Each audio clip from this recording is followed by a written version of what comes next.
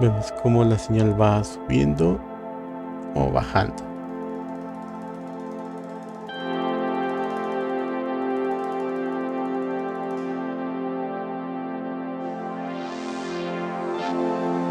En este caso aquí podemos confirmar que este joystick está trabajando de manera adecuada.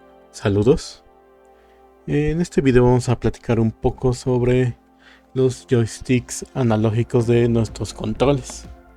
Como ven, aquí tengo uno. Y bueno, como habrán visto en videos anteriores que tengo, por ejemplo aquí les dejaré algunos, de que estos controles con el tiempo suelen fallar, lo cual nos provoca un efecto llamado drift, el cual muchas veces se soluciona cambiando este stick analógico. Y bueno, ahora en este video me quisiera platicar un poco de cómo es que estos joysticks funcionan y si realmente es una solución los joysticks magnéticos. Y bueno, la razón de este video es más que nada para comprender más cómo es que funcionan y qué tanto es válida cambiar nuestros joysticks tradicionales por estos magnéticos que vemos aquí.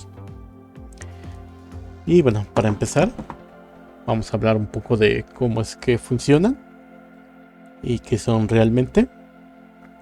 Por ejemplo, aquí podemos ver, este es un joystick de un control de la serie S, X e incluso me parece que también es el mismo joystick para Xbox One. Y bueno, lo que tenemos aquí es una pequeña palanca que mueve a dos potenciómetros, que es algo muy parecido a esto, solo que cambia de forma y tamaño. Y bueno, los potenciómetros, si lo queremos ver de otra manera, es lo que en electrónica solemos llamar un divisor de tensión, que lo que hace ese divisor de tensión es, a través de dos resistencias, variar la tensión de una línea que tengamos, no, de una señal, dependiendo de estas dos resistencias, que de hecho, a ver si les pongo un diagrama. Como les digo, podemos regular el valor de la tensión de una línea, y que esto es muy común, por ejemplo, para controles de volumen, y aunque no es tan evidente, también nos sirve para la señal de nuestro control análogo,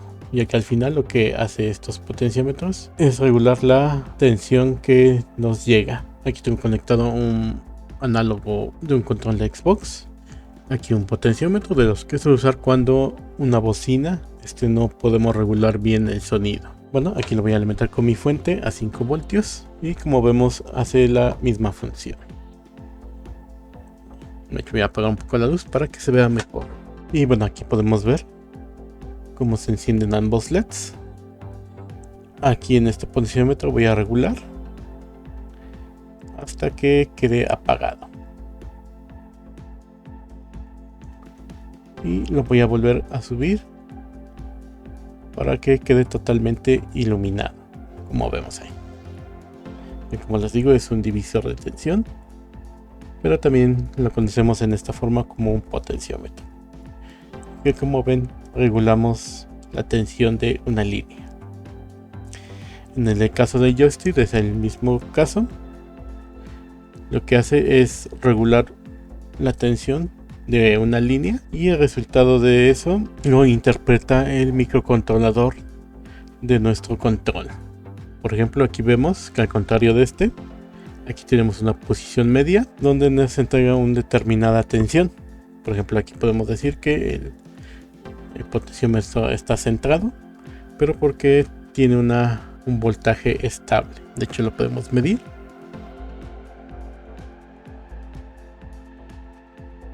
Y tenemos ahí 1.8 voltios, que bueno, en realidad ya estando colocado en el control, el voltaje es de 1.8 y ese se va a ir regulando. En este caso yo lo estoy alimentando con 5 voltios para que podamos ver el LED.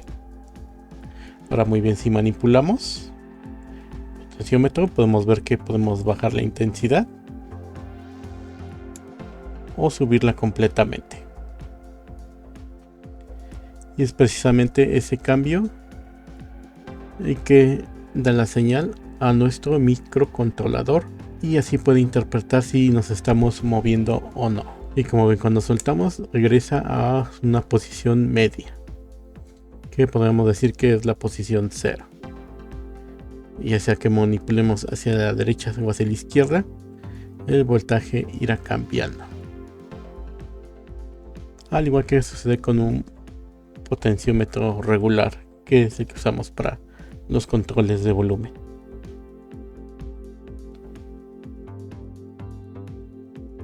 Muy bien, ahora, ¿cuál es el problema de esto? O de lo que llamamos el drift. Es que finalmente aquí hay piezas mecánicas, las cuales con el uso y el tiempo se van desgastando y hace que tengamos ese efecto de drift. Al igual que en este potenciómetro, que con el uso y el tiempo ya no regula de manera adecuada, y es ahí cuando tenemos problemas de que no podemos controlar correctamente el volumen. Y bueno, vamos a verlo un poco más de cerca. Y bueno, como podemos ver, aquí tenemos un potenciómetro de estos. Este es de uno que ya no servía, que ya presentaba fallas, que como podemos ver es una pieza mecánica. Vamos a desarmarlo un poco más.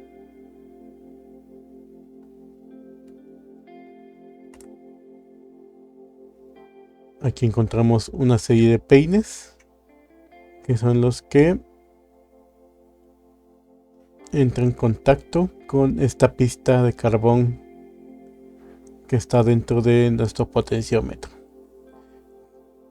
Y que con el tiempo y el mismo movimiento de la pieza se va desgastando o incluso se va deformando un poco, lo que hace que tengamos problemas de lectura y que nuestro control no responda adecuadamente. De hecho, aquí voy a tratar de medir un poco la resistencia. Nuevamente se mide en estos puntos externos. Esto nos dará el total de la resistencia. En este caso son 8 kilo ohms, que seguramente debe de ser 10, pero ha ido perdiendo un poco su valor. Muy bien. Normalmente la señal de salida va en el pin de en medio. Y bueno, aquí como no está la pieza, nos marca 0 ohmios. Vamos a ponerla por un momento. Vamos a moverla un poco de posición. Y bueno, además en este caso ya me está marcando un valor fuera del rango. Está marcando 33 kilo ohms. Aquí me está marcando 3 kilo ohms. Y si mido estos dos, me debe dar el complemento para que me dé los 10 kilo ohms más o menos. Pero aquí ya veo que ya incluso se pasa. Aquí me está midiendo 11 kilo ohms, cuando el valor no debería pasar los 10 ohms si medimos estos dos externos. Y bueno, como les mencionaba, esta pieza es la que se suele gastar más, es la que siempre está en movimiento. De hecho, aquí la podemos ver más como la veríamos en el control. De hecho, si alcanzamos a ver aquí en la serigrafía, nos marca de qué valor es. En este caso nos marca que es 10, 3, lo cual hay que agregar 3 ceros, y nos da que el potenciómetro, al menos este, es de 10 kilo ohms. Generalmente estos potenciómetros normalmente ya no tienen arreglo. Normalmente hay que cambiarlos. Dependiendo, hay gente que suele solo cambiar este potenciómetro. Yo prefiero más bien cambiar completamente el joystick, ya que la palanca también suele sufrir de desgaste con el tiempo.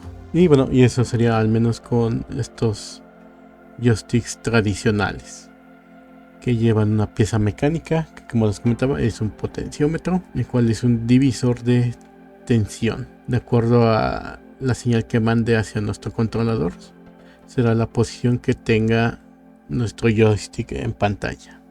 Muy bien, una de las soluciones que se han creado para tratar de evitar de que el desgaste sea mayor y por lo tanto tengamos que estar cambiando de joysticks o evitar cambiarlos de manera tan seguida, son estos potenciómetros de efecto Hall, que en realidad es un sensor magnético, el que tenemos aquí, el cual a través de una pequeña modificación, en lugar de tener un potenciómetro mecánico, lo que tenemos es un pequeño circuito integrado, el cual es sensible a un campo magnético, y a través de la variación de este nos genera la señal que necesitamos. Bueno, vamos a verlo un poco en el microscopio. Bueno, aquí podemos ver la diferencia. Aquí tenemos un potenciómetro, el cual tiene una resistencia y una serie de peines, el cual sirve como divisor de voltaje para controlar la señal que entra aquí al lado en amarillo. Aquí tenemos un sensor Hall, un sensor magnético, el cual detecta el campo y nos entrega una señal, y que al final cumple la misma función que este potenciómetro tradicional. Aquí tenemos el circuito integrado, el cual detecta el campo y nos envía la señal. Si pasamos a ver el joystick, vemos que aquí en la zona de la palanca tenemos un pequeño imán, el cual cuando lo movemos va variando el campo magnético que registra nuestro sensor. Como pueden ver, en teoría no hay contacto directo entre esta pieza y nuestro sensor. Aquí lo cerramos y como vemos, esto hace que no haya un desgaste mecánico, al menos entre el sensor y el imán, ya que no es necesario que entre en contacto, simplemente que esté a una distancia correcta para que nuestro sensor pueda detectar los cambios que se generan cuando manipulamos la palanca. De la misma manera aquí, y como ni siquiera llega a usar algún engrasante o algo parecido. La única desventaja que podría yo encontrar en este tipo de sensores es que depende de la calidad con la que se haya construido y de el fabricante que lo venda, ya que por ejemplo este me ha venido mal, no ha funcionado en mi control e incluso impedía que se encendiera. De hecho, si alcanzamos a ver aquí, podemos ver ahí ligeramente que el circuito integrado está averiado. Podemos ver como el encapsulado incluso alcanzó a deteriorarse. Se ve un poco quemado. Ahí lo alcanzamos a ver. Y bueno, al menos que te vayas a cambiar tus joysticks normales por unos magnéticos, yo te recomendaría primero probarlos para ver que estén trabajando de manera correcta antes de cambiarlo. Y bueno, a eso ahorita les enseñaré cómo hacerlo. Y bueno, como ya lo había visto en un principio, aquí he montado el potenciómetro en una pequeña protobar, aunque como les decía en el principio no he utilizado el voltaje correcto. Al menos para este tipo de joystick no importa mucho alimentarlo con 5 voltios, porque es lo que necesito para que mi LED prenda. Y bueno, ahí alcanzamos a ver cómo va variando el voltaje y cómo enciende más o enciende menos. Podemos atenuar este LED. Y bueno, al menos así podríamos probar el estado de un potenciómetro, al menos de este tipo, del tradicional, que es un potenciómetro. Pero cuando está funcionando dentro de nuestra placa, ahí la cosa cambia, ya que la señal que va a interpretar es de un menor voltaje. En este caso es de, al menos en la mayoría de los controles de Xbox, el voltaje que se maneja es 1.8 voltios. Aquí tengo un control magnético, este sí está funcionando. He soldado algunos pines para poderlo probar y que lo podamos ver aquí en el osciloscopio, ya que para un LED es muy poco y no alcanzaremos a notar la diferencia. Aquí vamos a medir la señal y en este caso utilizaremos solo 1.8 voltios, que es el voltaje que maneja nuestro microcontrolador para interpretar la señal. Bueno, no la están viendo, pero aquí yo tengo una fuente regulada y voy a ajustar el voltaje a 1.8 voltios para evitar dañar el circuito integrado que viene aquí adentro, que es el que detecta el campo magnético. En fin, ya lo tengo ajustado a 1.8 voltios. La forma de colocarlo, si es que ustedes lo quieren probar y para evitar daños, es que teniéndolo en esta posición, el pin central será la salida, el pin de la derecha irá a tierra y el pin de la izquierda irá el voltaje. Bien, voy a conectar mis caimanes de mi fuente. Tenemos el voltaje, tenemos la tierra Y bueno, voy a ver si puedo ajustar un poco mi osciloscopio para que veamos mejor. Cercado un poco. Es que a manipular vemos cómo la señal va subiendo o bajando.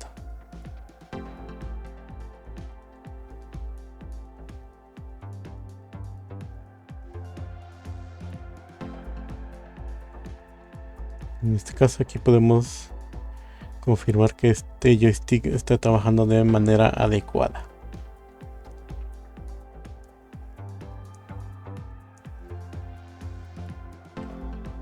Y de acuerdo a qué tanto lo movamos, será que tanto va cambiando la señal. Aquí lo voy haciendo un poquito más lento. Y vemos cómo se va moviendo la señal. Y bueno, esto sería al menos con un osciloscopio. Digo, al menos para mí es la forma más fácil de ver, ya que es un voltaje algo bajo. Pero también lo podríamos hacer con un multímetro. Bueno, como alcanzan a ver, aquí me lo está dando en milivoltios. Voy a manipular y vemos cómo va cambiando. Aquí sube casi hasta los 1.8 voltios y puede bajar hasta los 40-30 milivoltios. Aunque como les mencionaba, en un osciloscopio es más evidente. Al menos gráficamente se entiende más cómo es el cambio. Y bueno, aquí tenemos al final los dos. Ya vimos un poco cómo es que funcionan ambos joysticks. Ya entendemos por qué se va desgastando con el tiempo y cuál es al menos la promesa que nos dan con este tipo de joysticks magnéticos, que el cual al ver una fricción directa, esto hace que el desgaste sea menor o casi nulo, ya que al final sí hay un desgaste, ya que recordemos que aquí tenemos una pieza mecánica, no es la del sensor, sino más bien es la de la propia palanca del joystick, que sin duda con el tiempo también irá desgastándose, aunque seguramente será mucho menos el desgaste que el que tenemos con ya que aquí no solo es su movimiento propio, sino el movimiento que da al potenciómetro. En este caso, para el magnético se elimina ese desgaste que hay entre la palanca y el eje que tendrá que haber aquí, que como vemos es una pieza móvil que no está directamente conectada a nada y que solo tiene un pequeño imán. Hace que nuestro circuito integrado o nuestro sensor magnético nos entregue una señal. Y bueno, eso sería al menos todo por este video. Nada más quería platicarles un poco de cómo es que funcionan estos joysticks, más que nada para tener información y tomar una decisión de cuál utilizar, y también de cuáles son las ventajas y posibles desventajas de cada uno, que en general presenta más ventajas. El inconveniente nada más sería obviamente temas de producción o de que algún circuito integrado de los que vienen aquí llegue a fallar. Y bueno, aquí les estaré dejando una lista de videos de donde he cambiado estos joysticks tradicionales por estos magnéticos. Y bueno, eso sería al menos todo por este video. Si te gustó, regálame un like, suscríbete y nos vemos en el próximo video.